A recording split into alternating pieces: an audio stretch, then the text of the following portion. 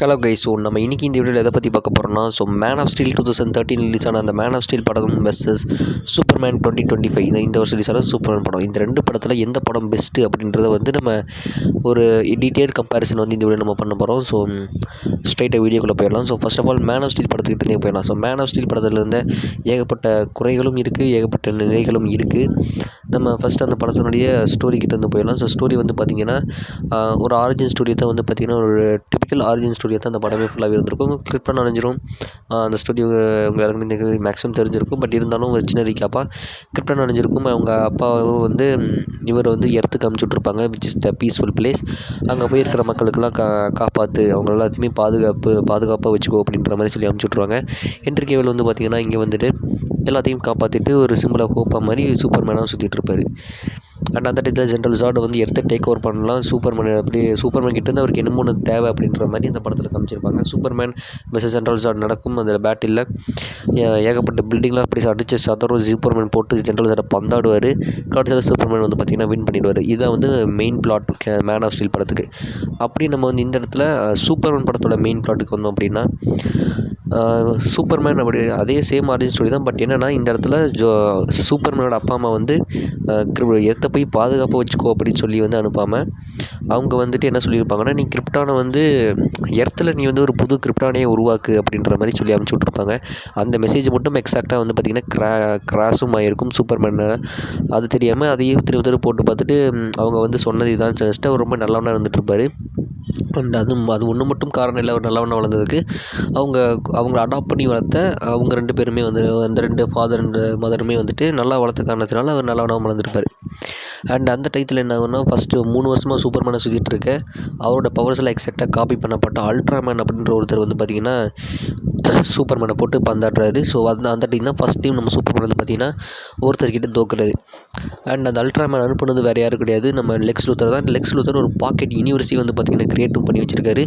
அந்த பாக்கெட் யூனிவர்ஸ்னாலே கடைசியில் எர்த்துக்கு ஆபத்து வர மாதிரி இருக்கும். நம்ம சூப்பர்மேனும் ஜஸ்டிஸ் கேங்கை சேர்ந்த மெட்டாமார்ஃபோ படத்தோட எண்டில் தான் ஜஸ்டிஸ் கேங்கில் சேர்த்துருப்பாங்க.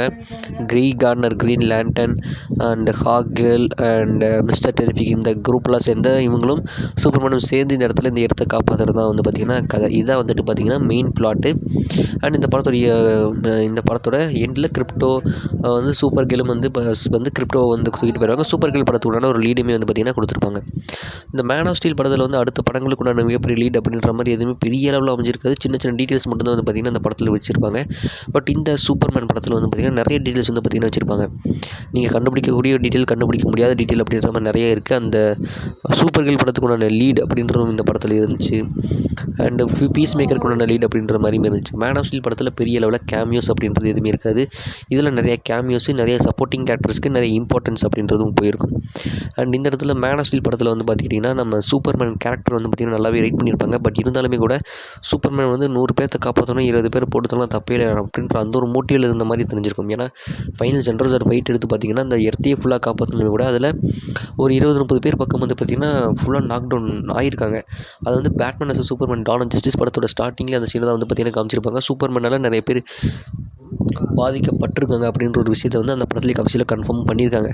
அந்த சூப்பர்மேன் இதை பற்றியும் பெரிய கேர் பண்ணிக்காமல் எர்த்தை ஃபுல்லாக காப்பாற்றணும் அப்படின்ற அந்த மோட்டிவ்லேயே தான் இருந்திருக்காரே தவிர்த்து நிறைய பேர்த்த பற்றி கவலைப்படாமல் தான் இருந்திருக்காரு. நிறைய பேர்த்த காப்பாற்றினா கம்மி பேர்த்த போட்டதெல்லாம் தப்பே இல்லை அப்படின்ற மாதிரி. பட் அது இன்டென்ஷனலாக பண்ணார், இன்டென்ஷனலாக பண்ணல, அதை நம்ம சொல்ல வரல. பட் அந்த சூப்பர்மேன் அந்த மாதிரி ப்ரெசென்ட் பண்ணியிருப்பாங்க. பட் இந்த சூப்பர்மேன் கிட்ட பார்த்திங்கன்னா எத்தனை உதவ வாங்கினாலுமே கூட 100 பேரையும் காப்பாற்றணும் அப்படின்ற அந்த மோட்டிவில் இந்த சூப்பர்மேன் பார்த்திங்கன்னா இருந்திருக்காரு. டேவிட் கார்னன் சொல்லிட்டு இந்த வேர்ஷன் ஆஃப் சூப்பர்மேனே அதுதான். 100 பேரையும் காப்பாற்றணும், நம்ம எவ்வளோ அடி வாங்கினாலும் பரவாயில்ல, 100 பேர்த்தையும் ஃபுல்லாக காப்பாற்றிட்டு அதுக்கப்புறம் போய் அடிச்சுக்கலாம் அப்படின்ற அந்த ஒரு மோட்டிவ். ஒரு அணில் குட்டி இருந்துச்சு, அந்த அணில் கூட சூப்பர்மேன் காப்பாற்றுற மாதிரி போர்ஷனுமே அமைச்சிருப்பாங்க. அந்த வகையில் பார்க்கும்போது ரெண்டு இதுக்குமே ரைட்டிங் அப்படிங்கிறது எனக்கு தெரிஞ்சு ட்ரானே சொல்லிடுறாங்க இந்த ரைட்டிங்கை பொறுத்தளவுக்கு. சூப்பர்மேன் கேரக்டர் வெர்சஸ் இந்த ரெண்டு சூப்பர்மேனுமே நல்லா தான் ரைட் பண்ணியிருக்காங்க. And Lois Lane supporting characters பக்கம் வந்தோன்னா அந்த மேன் ஆஃப் ஸ்டீல் படத்தில் லூயிஸ் லேன் அப்புறம் மார்த்தா இவங்களாமே பார்த்திங்கன்னா இருந்திருப்பாங்க. அந்த சப்போர்ட்டிங் கேரக்டர்ஸை கம்பேர் பண்ணும்போது அந்த சப்போர்ட்டிங் கேரக்டர்ஸ் கம்பேர் பண்ணும் இந்த படத்தில் சப்போர்ட்டிங் கேரக்டர்ஸோட லிஸ்ட் அதிகம். அண்டு அவ்வளோ லிஸ்ட் இருந்தாலுமே கூட இந்த படத்தோட லென்த்தும் கம்மி, லிஸ்ட்டும் அதிகன்ற போது ஸ்டில் இம்பார்ட்டன்ஸும் ஸ்க்ரீன் டைமும் நிறையாவும் கொடுத்து சூப்பர்மேனுக்கும் ஸ்க்ரீன் டைம் கொடுத்து ஜேம்ஸ் கன் நல்லா மேனேஜ் பண்ணியிருக்காரு அப்படின்ற மாதிரி சுவராக சொல்லலாம்.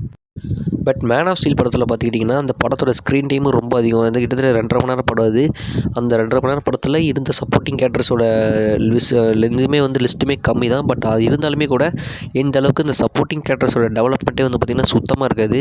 லூயிஸ் லேனும் வந்து பார்த்திங்கன்னா பெரிய டெவலப்மெண்ட் இருக்காது. மார்த்தாக்கும் பெரிய அளவில் கேரக்டர் டெவலப்மெண்ட் இருக்காது. அந்த எண்டிங் கிளைமேக்ஸ் சீனில் வர அந்த போர்ஷன், அந்த ஒரு ஸ்பீச் போர்ஷன், அது மட்டும் தான் நல்லா இருக்குமே தவிர்த்து மற்றபடி அவங்களுக்கும் கேரக்டர் டெவலப்மெண்ட் அப்படின்றது ஒன்றுமே இருந்திருக்காது.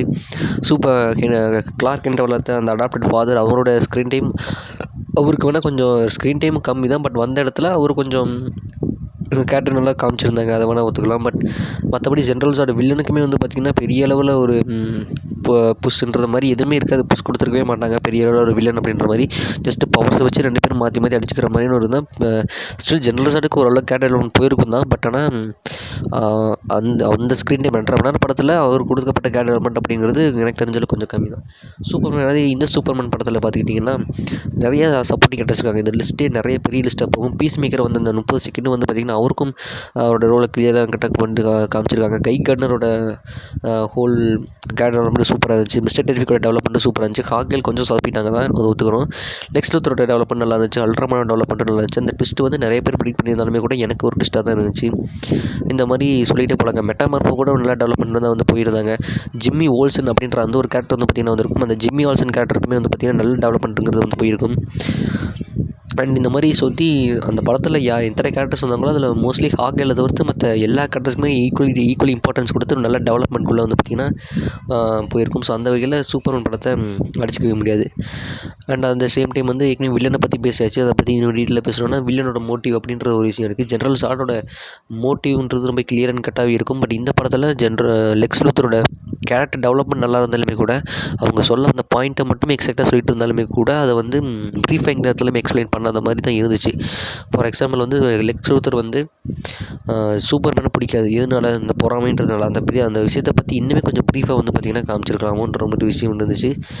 அது ஒரு மிகப்பெரிய நெகட்டிவ் வந்ததுனால மேன் ஆஃப் ஸ்டீல் அதில் ஒரு பக்கம் ஓவர்டேக் அடிச்சிச்சுன்னு சொல்லலாம்.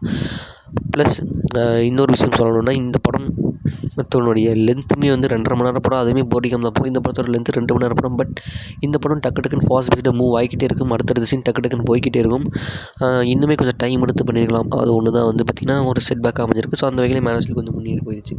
ஓவராலாக வந்து மேன் ஆஃப் ஸ்டீல் கெத்தா, சூப்பர்மேன் படம் கெத்தா, 2 படத்தில் எந்த படம் தரமாக இருக்கும் அப்படின்ற மாதிரி ஒரு கொஸ்டின் பண்ணிங்கன்னா சுவராக வந்து கண்ணை அப்படின்னு சொல்லலாம். Superman is the best movie. Man of ஸ்டீலை கம்பேர் பண்ணுறச்சு 100% பெஸ்ட்டு ஃபிலிம்னா சூப்பர்மேன் தான் சொல்லணும். சூப்பர்மேன் இந்த மேன் ஆஃப் ஸ்டீல் படம் முடியும் போது சூப்பர்மேனை கெத்தானாலும் எல்லாத்தையும் போட்டு அடிச்சு நொறுக்கிறாளுன்ற ஒரு தார்த்தா வரும். பட் இந்த சூப்பர்மேன் படம் பார்த்து முடிச்சது வந்தீங்கன்னா Superman is a good man அப்படின்ற அந்த ஒரு ஃபீலே வந்து பார்த்திங்கன்னா உங்களுக்கு வரும். ஸோ என்னை பொறுத்தளவுக்கு Superman is the best movie.